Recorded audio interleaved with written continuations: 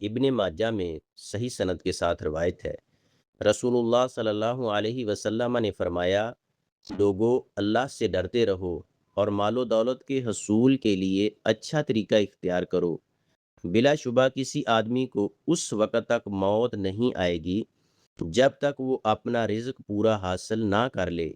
اس حدیث کا مفہوم یہ ہے، اللہ سے ڈرنے کا مطلب یہ ہے کہ انسان رزق کمانے میں جھوٹ، دھوکہ، فراڈ، سود، رشوت، چوری اور حرام کمائی کے تمام ذرائع سے بچے۔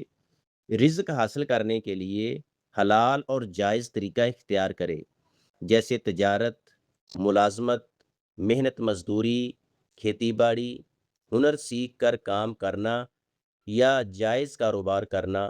مسلمان کو یقین رکھنا چاہیے کہ اللہ نے کا جتنا رزق لکھ دیا ہے وہ اسے ضرور ملے گا، اس لیے حرام کی طرف ہاتھ نہ بڑھائے۔ انسان کو اس وقت تک موت نہیں آئے گی جب تک وہ اپنا رزق، حتیٰ کہ ایک لقمہ یا پانی کا ایک قطرہ بھی جو اس کے مقدر میں ہے، اس کو کھا نہ لے۔